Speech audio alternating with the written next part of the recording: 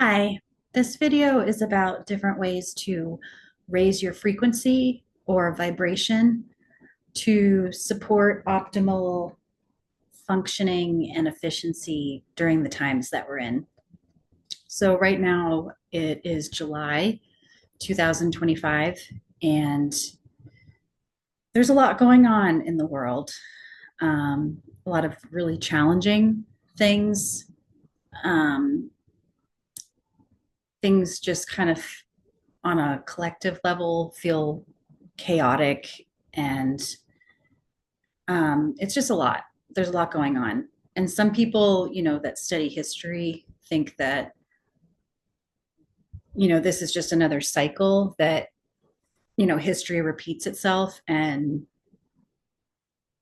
humanity goes through these cycles of upheaval and things, systems crumbling and stuff like that.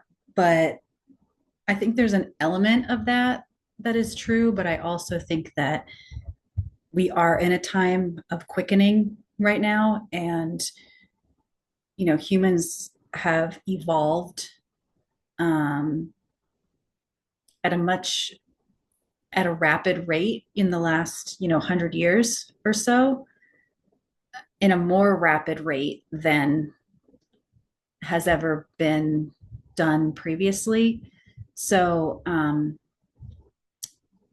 I do also think that the times that we're in are in some ways like times that we've never experienced before. So I'm hoping some of these tools can help. And hopefully, you already know that everything is energy, everything is made up of particles and waves. So our energy field also emits a frequency. Um, and based on what frequency you're experiencing internally and externally is going to impact um, your inner and outer experience. So, something that I am passionate about is helping people come more into right relationship with themselves and with the environment through teaching about the medicine wheel and certain indigenous practices, and also energy medicine and light work technologies. So I'm also a light worker and have a lot of experience with different energy healing modalities. So these type of tools I definitely have found make a difference. Um, if you utilize them often, it really does make a difference. So let's get into it. So number one, and I just want to clarify that being in a high vibration doesn't mean that you're necessarily like energetic and up all of the time. Sometimes you can be holding a high vibration and also be very relaxed and calm and in parasympathetic state. So it's really, in my experience, it's about being grounded and centered enough so that you can also so you feel anchored in your true self, but that you're also open to receiving higher frequencies. And we're going to get into some of the ways that you can do that. So one way to raise your vibration is through uplifting music. And this is a little tricky to explain, but I'm going to recommend that. So it's going to be music that makes you feel expanded. So some examples of music that have this type of effect on me personally is certain kinds of classical music, um, just like music that is really beautiful and um, has different kinds of frequencies and tones in it. I listen to healing tones a lot. So if you go on Spotify or something like that, there's a lot of playlists that are specifically healing tones that are different hertz. So different hertz um, are connected to different frequencies, and you can do ones that are calming or ones for focus, um, ones for sleep.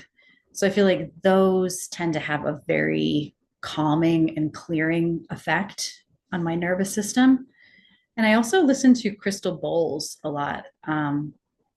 The crystal bowl, again, you can just find them on something like Spotify or YouTube.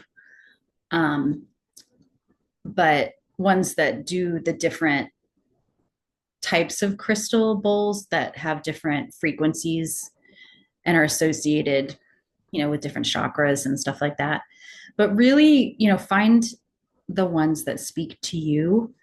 Um, a long time ago, back in the day, like 20 years ago, I used to listen to Tom Kenyon a lot, one of the grandfathers of sound healing. And a lot of his music he channeled from an angelic group that he called the Hathors.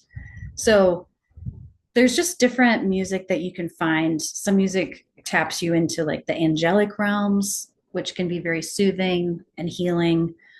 And then other music, if you listen to more like tribally type of music, like drumming or didgeridoo, like that can connect you more to your root, which can also be very grounding and stabilizing. So there's a lot of variety there, but ultimately you want to listen to music that helps you feel connected to your soul and your higher self or um, spirit. So I also like to listen to music that is connected to my ancestral lineage. So I listen to a lot of like folk music um, from different regions of Europe, and I'm part Native American, so I listen to Native American music. But it can feel really supportive to listen to some kind of ancestral music if you find some that you resonate with and you just feel like, yeah, this just feels like, it's like my ancestors coming in and being with me and supporting me during this time. Working with color holds frequency. So finding colors that you really like, that feel uplifting and happy to you. I use a lot of blue green colors, like with my jewelry and my clothes and how I decorate my space, because teal is healing and protective, also kind of expels negative energy. So you can also look up the colors associated with the chakras, and if you feel like there's a chakra that needs support, or you want to bring in more of that color, uh, you can. So number 3, being around uplifting people. If you're around people a lot that are really negative and just kind of depressed or down in the dumps, especially if you're sensitive and empathic, it's going to bring your energy down. So, there's things you can do to protect your energy too, but just making sure you're spending enough time with people in environments where you feel like you can really be yourself and feel safe to express, what you're experiencing and what you believe without harsh judgment. And, people that are living the type of way that you want to live, and that just, feels inspiring and uplifting. And I know it can be a little tricky to find that sometimes, but there are, it's possible, and especially online. It's a little easier now to find communities that have similar interests. Oh, and the reason why I picked this background for this video is because one of them is visiting sacred sites.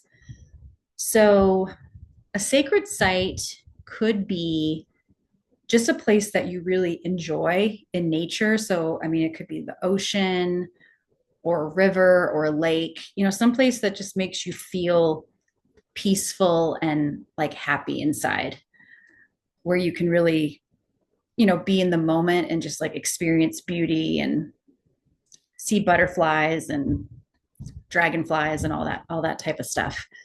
So it just makes you feel connected to Gaia as a living being.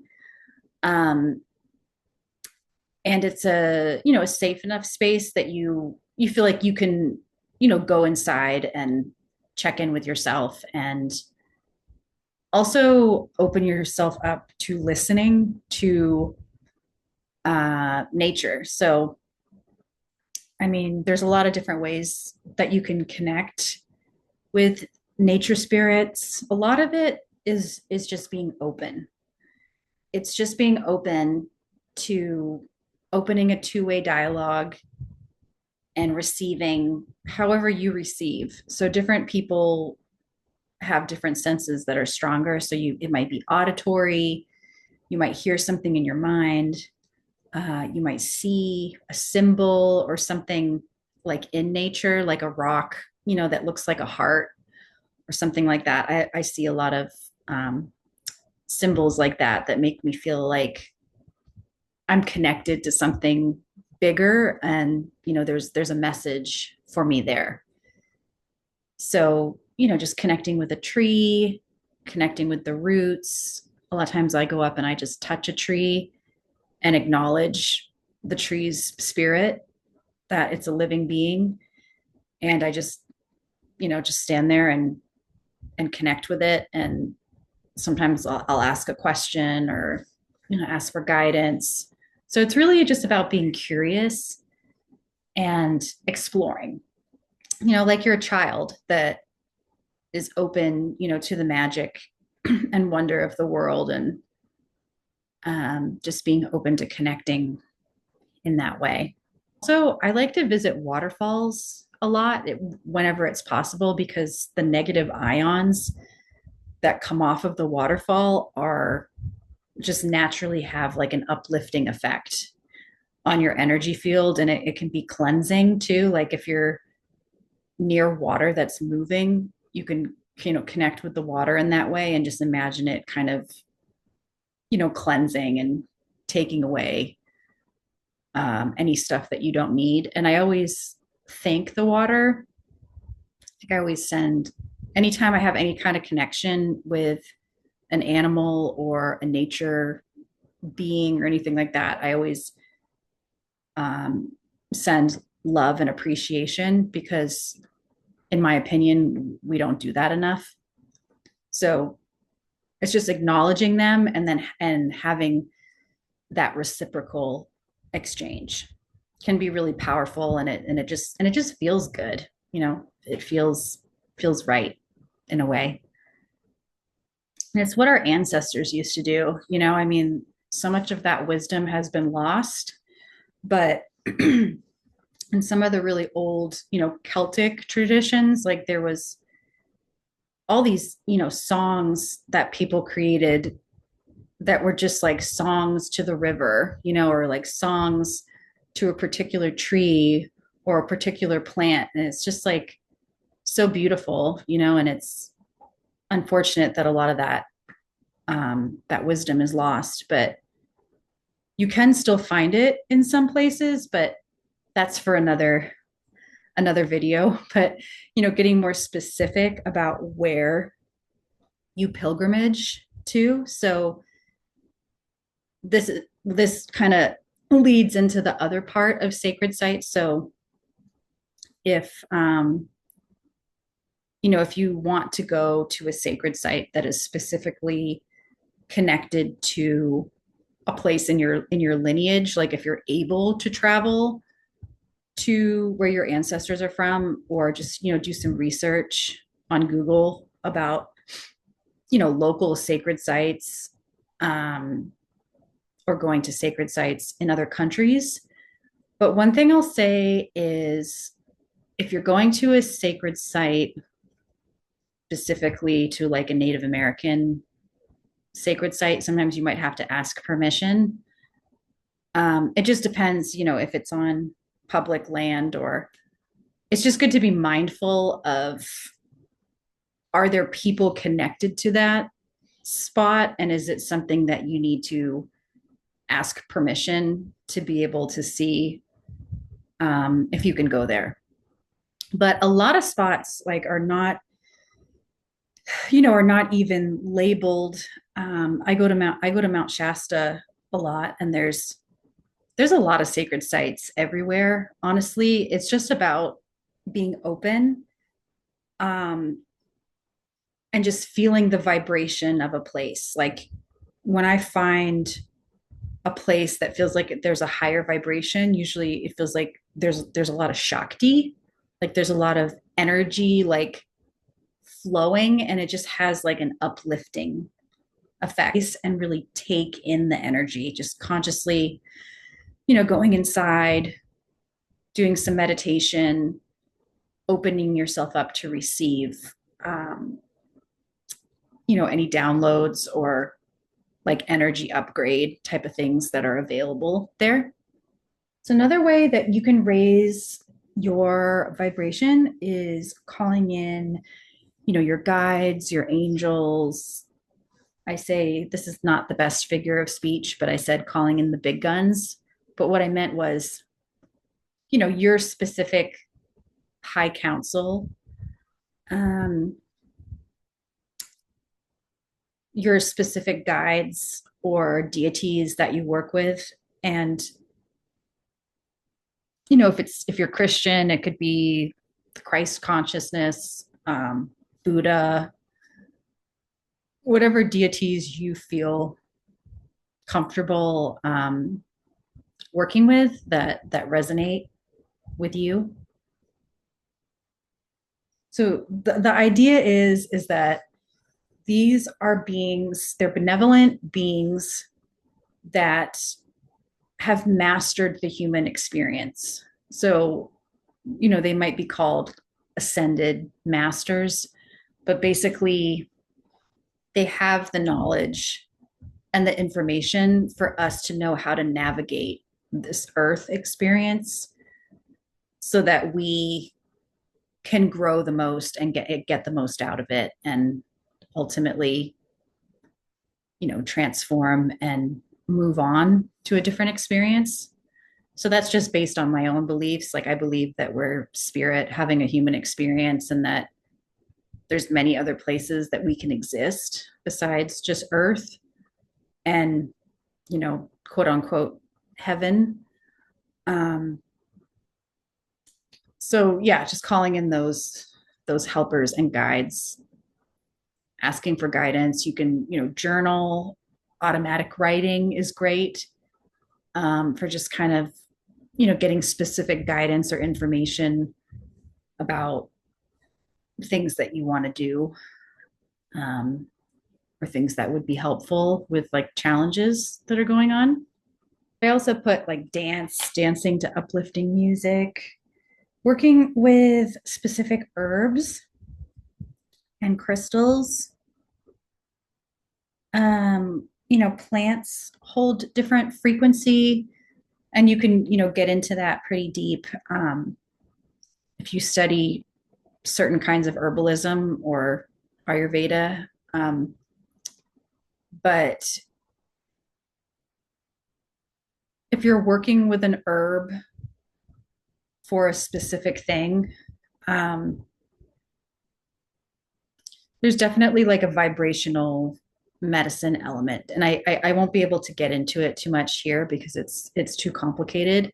But I would say follow your guidance, follow your intuition, and then you can also obviously, work with a practitioner who knows, is knowledgeable about that type of information. But there are books on energetic herbalism, and I'll put it in the comments. There's some pretty well-known ones. The School of Planetary Herbalism is one where they go a lot into that in their books. So right now I'm working with St. John's wort. And St. John's wort is good for boosting serotonin. And if you work with St. John's wort as a flower essence, because this can also get into vibrational medicine too, is working with flower essences. And I work with them a lot for emotional issues and imbalances. But St. John's wort in the vibrational flower essence form, it casts out like lower frequencies. So if you're having just dense, like negative thoughts, or illness in your body, you just have some like lower stuff going on, St. John's wort is known for kind of like clearing and like casting that out. So it's just interesting because if you think about what it does on a physical level, it's boosting serotonin, but then on an energetic level, it's also, clearing negative energy. So it's interesting to put those two together. Another way you can raise your vibration is by releasing burdened emotions and parts from the past. So, any kind of trauma that you hold from this lifetime or other lifetimes, or even ancestral trauma that is passed down, clearing those, basically, doing the work, like healing those parts, clears your energy field. So the clearer that your energy field is, the more, the energy just naturally flows. It's like if you think of, Chinese medicine, like they talk about qi and, opening like meridians and stuff like that. Oh, hi. This is Oberon. So the clearer your energy field is, the more, things can flow, and then you just feel lighter and have, more vitality, physical, emotional, mental vitality. So there's a lot of different ways you can do that. I'm a fan of, some of the more traditional models like EMDR therapy. There's also something called neurofeedback, where there's like a little electrodes put on your head, and there's different programs of how to do it, but the one that I did, you watch movies, and if your brain goes into your fight flight, like the lower part of your like survival primitive brain, the screen goes blurry. So it actually trains your brain to stay more in the frontal and like upper cortex. It's interesting. I don't know. It's kind of like brain balancing. I found it helpful. It wasn't like 100% cure for me, but it was a valuable part, in my own healing journey. But I'm also a fan of, somatic, doing somatic work, and also the kind of work that I do is with the medicine wheel, and I do a lot of like past life, ancestral, energetic type of healing. But I think the most important thing is finding somebody that you feel like you can trust and be really open with, so that you can really go into those places with a feeling of safety, and that you can fully express and process the experience, because a lot of times like our emotions get stuck.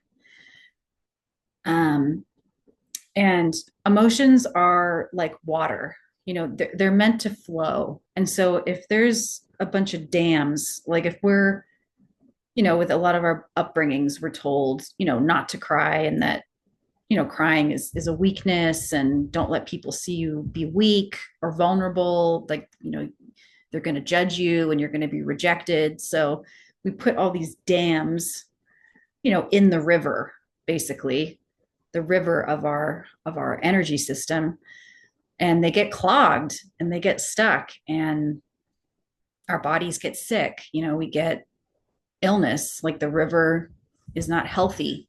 So, finding spaces where it's safe for you to really go into and explore those places. I mean, I'm also trained in soul retrieval. It's just shamanic practice where you actually, it's sort of like a guided meditation, but you actually go back to those places and retrieve the parts of yourself that were frozen or lost, and bring them back, and let them express basically what they couldn't at that time. So one of my teachers says, with healing, a lot of times it's like something needs to be said, something needs to be done, expressed, felt, heard. Basically it's like witness, really being able to be fully present and witness that part that at the time was too painful to bear. And so we split off, we disconnect from those parts, or we bury them because it's just too painful, it was too much at that time, and we didn't have the resources to be able to handle it and process it. So we're able, to do that now, and be with those parts in a different way. So that just helps, to integrate the psyche, the energy field. A lot of this stuff is just stuck in the unconscious, and it still plays out in our life in different ways, even though we're not completely conscious of it because it's put way in the back. so, um, so I'll be talking more about multidimensional self-care in other videos. And I do work with people one-on-one, long distance, and in person, mostly women who want to become, conscious co-creators of their life. So co-creating and leading your life with spirit and your own, natural God-given gifts that are sometimes forgotten or not, or were never acknowledged. So they kind of go underground. So I'm really into supporting people in a holistic, multi-dimensional way to help, release some of the baggage and the things that are blocking those things. But also becoming really clear on how you want to contribute to what's going on in the world now, because things are not going great, obviously, and we need as many people as we can that are open and awake and are able to contribute on different levels. And in my opinion and experience, the best way, the most effective way that we can contribute is by first coming into a right relationship with ourselves and knowing what that means and how to be balanced, in our mind, body, spirit, the best we can. And we're always in a stage of improvement. There's no destination or like perfectionism around it, but there definitely are a lot of wisdom tools that can help you see where you're out of balance, why you're feeling confused, why you're in burnout all the time, because a lot of people just aren't even, they just don't know how humans are sort of are meant to function optimally. And a lot of the mainstream narratives and the things we've been told and the ways we've been guided are actually not really that helpful or sustainable in the big picture of things. So those are the kind of things I like to talk about and explore. Okay, thanks for watching. See you next time.